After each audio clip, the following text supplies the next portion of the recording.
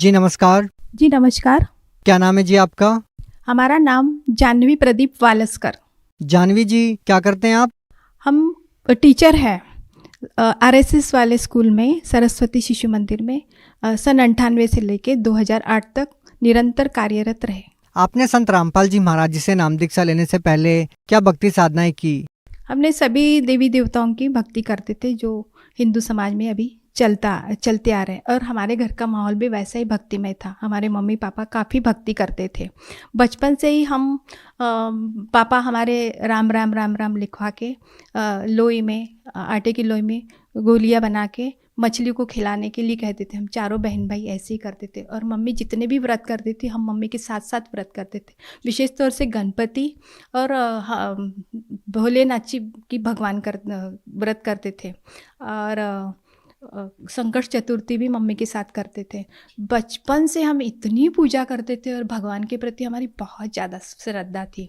पर जैसे ही विवाह हो गया हमारा, विवाह के बाद हमने गायत्री परिवार में आ गए, क्योंकि पड़ोसन हमारी गायत्री परिवार की थी।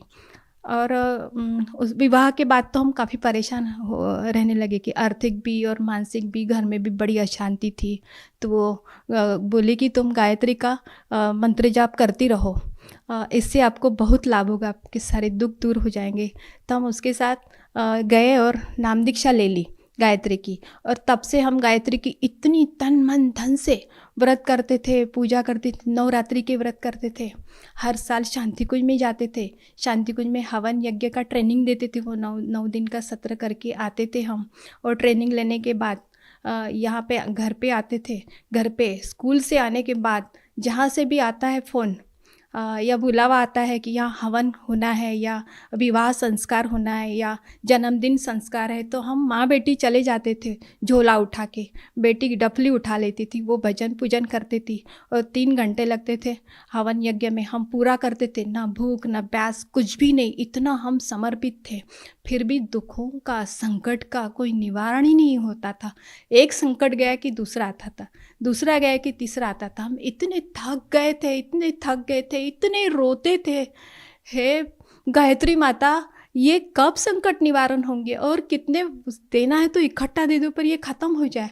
जब भी हम शांति कुंज जाते थे, शांति कुंज से शैल दीदी से चरण स्पर्श करते थे, तब हम यही कहते थे कि दीदी हमारे बहुत संकट है, हम बहुत कष्ट में हैं, कब कष्ट समाप्त होंगे। तो कहते थे कि ये प्रारब्ध है, ये तो भोगना ही पड़ेगा।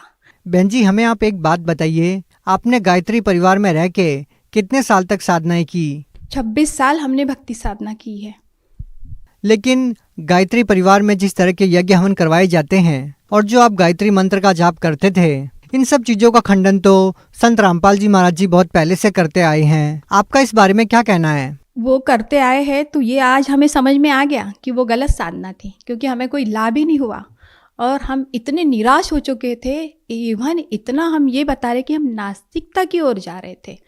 जब हमने तत्वदर्शी संत को ढूंढने लगे, फिर हमने क्या किया कि श्री राम शर्मा आचार्य जी की लिखी छोटी छोटी पुस्तक थी। तो पहले हमें ब्रह्मा की पुस्तक मिली। ब्रह्मा की पुस्तक हमने पढ़ी कि यही भगवान हो सकते, पूर्ण ब्रह्मा। तो पुस्तक पढ़ी तो उसने पुस्तक में लिखा था कि वो अपने बेटी पे ही बुरी नज़र डालता है और उसका शील हरण करता है। हमने कहा नहीं, ये भगवान नहीं हो सकता है। उसके बाद हमने कहा ज़रूर अल्लाह होगा। तो फिर अल्लाह अल्लाह अल्लाह तो एक ही है, हमें लगा अल्लाह ही होगा। फिर हम मजार मस्जिद जाने लगे, फिर वहाँ अपना दुखड़ा रोने लगे और प्रार्थना करने लगे। पर जब बकरी ईद आती तो सब लोग बकरा काट के, गौमांस काट के अपनी ईद मना रहे। हमने कहा अल्लाह ऐसा नहीं हो सकता है, जिसने बनाया सारे जीव जंतुओं को, उसको काट के उसका मांस खाने के लिए कभी नहीं कहेगा।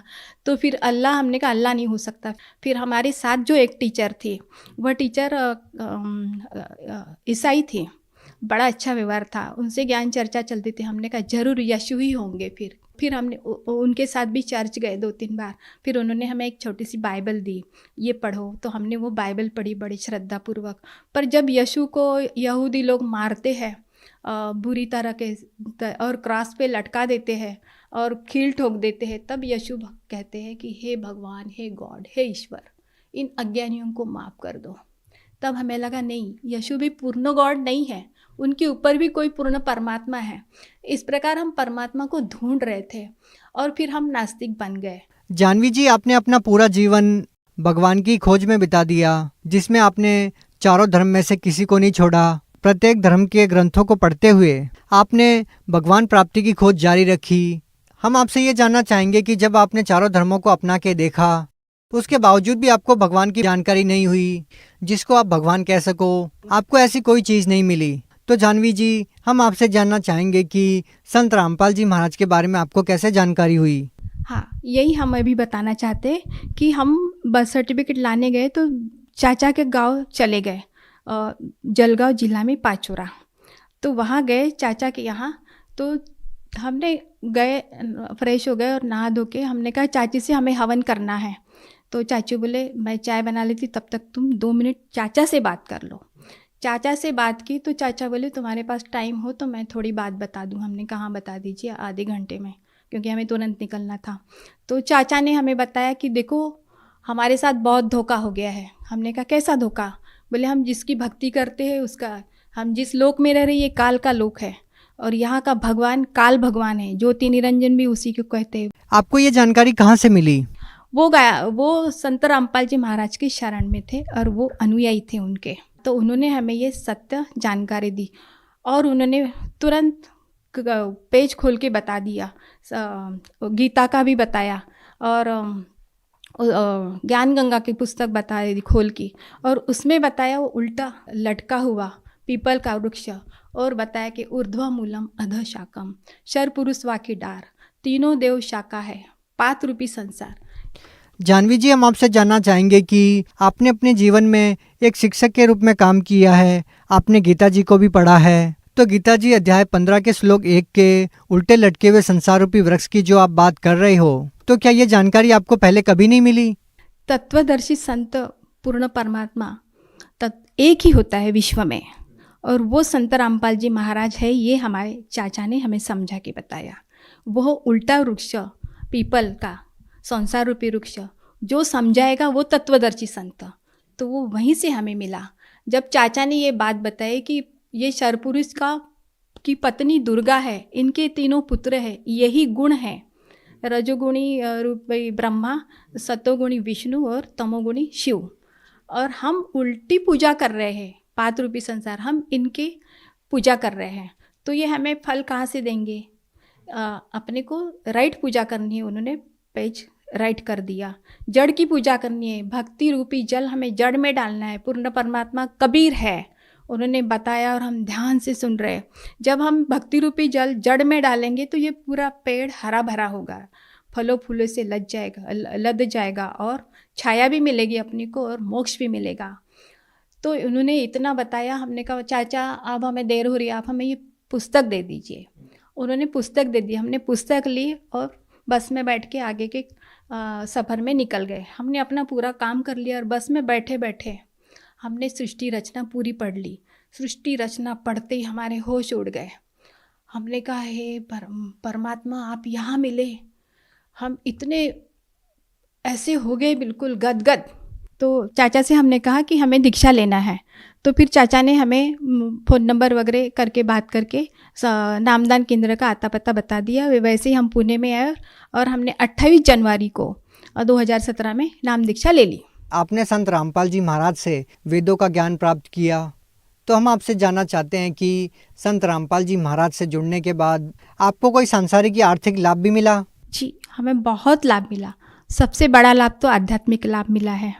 एक सच्चा गुरु मिला, पूर्ण परमात्मा कौन है जिसकी खोज में हम लगे थे वो प्राप्त हुआ, और हमें मोक्ष भी प्राप्त होगा। और मोक्ष प्राप्त होने के बाद हमें जाना कहाँ है ये भी पता चल गया कि हमें अपने निज धाम जाना है और वहीं से हम आए हैं। ये हमें लाभ बहुत बड़ा मिल गया। और हमें ये लाभ मिला है कि हमारे हस्बैंड को अस्थमा था 20 साल से, आज उनका अस्थमा पूर्णतः 80% सही हो गया है। नहीं तो वो पूरी रात बारिश और सर्दियों में सोते नहीं थे, बैठे बैठे बिताते थे, और डॉक्टर ने भी बोल दिया था और वो भी मान गए थे कि ये अभी बचने वाले नहीं हैं। जैसे संत रामपाल जी महाराज से दीक्षा ले ली, उनका स्वास्थ्य एकदम सही हो गया है। क्या संत रामपाल जी महाराज ने उनके अस्थमा को ठीक करने के लिए कोई दवाई या जड़ी बूटी दी? नहीं, कोई दवाई नहीं दी, उन्होंने सद्भक्ति दी। वो मंत्र में ही पावर है। सतनाम का मंत्र श्वास से ही है, उनकी श्वास की बीमारी है, श्वास के मंत्र से ही उनकी बीमारी ठीक हो गई है। और हमें अनेकों लाभ मिले, पर अभी हम बता रहे हैं कि मैं, मेरी बहन और मेरे पति और उनकी बेटी, हम चारों लोग हरियाणा में गए तो वहाँ बहुत तेज़ से बारिश आई और इनका अस्थमा बढ़ गया। तुरंत इनका अस्थमा बढ़ गया तो हमने कहा है संत रामपाल जी महाराज आपकी शरण में है, आप ही संभालो हमें। और तो उतने में एक ऑटो वाला आया। ऑटो वाले से कहा हमने कि आप रुको थोड़ा, मैं और बहन की बेटी को जाना था दिल्ली, फ़्लाइट से जाना था। तो उतने में परमात्मा से कहा कि संत रामपाल जी महाराज आप ही मेरे भगवान हो, आप सारी व्यवस्था कर दीजिए।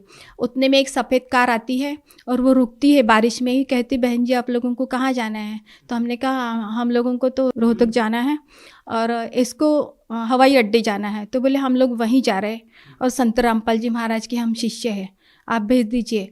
तभी हमने कहा ये संत रामपाल जी महाराज ने इतना चमत्कार कर दिया कि उसकी व्यवस्था हो गई। वो ऑटो वाला हमें ले गया। एक हमने कहा भाई इनकी तबीयत ख़राब हो रही है, आप अपने घर ले चलिए। ऑटो वाला ने एक घर में लेके गया और वहाँ संत रामपाल जी महाराज ने ऐसी प्रेरणा उनके मन में भर दी कि वहाँ उन्होंने इतना अच्छा व्यवहार किया, गर्म पानी गर्म चाय सब दे दिया उनको। और उन्होंने एक अस्थमा की पुड़िया एक पड़ोस वालों से ला के उनको दी और उनका अस्थमा एकदम ठीक हो गया। दूसरे दिन वही लोग अस्पताल लेके गए और 3 महीने की दवाई दी। वो दिन और आज का दिन उनका पूरा अस्थमा जड़ से ख़त्म हो गया है संत रामपाल जी महाराज की दया से। और हमें ये लाभ मिला कि हम बाथरूम में नहाने जा रहे थे तो वो हीटर ऑटोमेटिक था, पर उस दिन पता नहीं क्या हो गया, हम कपड़े भी धो रहे थे, उतने में हीटर एकदम ब्लास्ट कर गया फटाक से। और देखा तो इतना हीट पूरा भाप से पूरा दिखाई नहीं दे रहा था बाथरूम, और हम आराम से बाहर आ गए। एक बूंद भी हमारे एक छींट भी ऊपर नहीं आया। तो वो जीवन दान हमें संत रामपाल जी महाराज ने दिया है वहाँ पे। और एक लाभ बताना चाहती हूँ मैं। हम दोनों लोग डबल सीट जा रहे थे बाइक से, और एक पीछे से एक दूसरी बाइक आती है डबल सीट, वो हमारी गाड़ी को ठोक देती है और हम लोग वहीं पे गिर जाते हैं। पर संत रामपाल जी महाराज की दया से उसी समय सिग्नल गिर जाता है और पीछे की गाड़ियाँ पीछे ही रुक जाती है और हम लोग आराम से उठते हैं। लोग भी हेल्प करते हैं, पर हमें एक भी खरोच नहीं आया। वो भी पूछते हैं कि तुम्हें कुछ लगा, तो उनको भी नहीं लगा और हमें भी नहीं लगा। वहाँ पे भी संत रामपाल जी महाराज ने जीवन दान दे दिया है। आप भगत समाज को क्या संदेश देना चाहते हैं? भगत समाज को मैं संदेश तो नहीं दूंगी, संदेश परमात्मा देते हैं, पर मैं यही बताना चाहती हूँ कि सद्भक्ति करिए। पूर्ण परमात्मा धरती पर आए हैं, संत रामपाल जी महाराज ही पूर्ण परमात्मा कबीर है। हम लोग बोलते हैं गुरुर ब्रह्मा गुरुर विष्णु गुरुर्देव महेश्वरा, गुरु साक्षात परब्रह्म तस्मै श्री गुरुवे नमः। साक्षात गुरु परमात्मा हरियाणा में आए हैं संत रामपाल जी महाराज के रूप में। आप निरंतर 1 महीना तक सत्संग देखिए, किसी भी चैनल पे देखिए, कई चैनलों पे आता है और नीचे में एक पट्टी चलती है, व्हाट्सएप नंबर उसमें दिया है। आप व्हाट्सएप करके निःशुल्क पुस्तक ज्ञान गंगा और जीने की राह, एक कोई भी पुस्तक आप मंगवा लीजिए, पूरा ज्ञान समझ लीजिए और पूर्ण परमात्मा की शरण में जाके अपना पूर्ण मोक्ष करवा लीजिए। क्योंकि 84 लाख योनि के बाद ये मनुष्य जन्म सिर्फ मोक्ष के लिए मिलता है। बहुत बहुत धन्यवाद। धन्यवाद।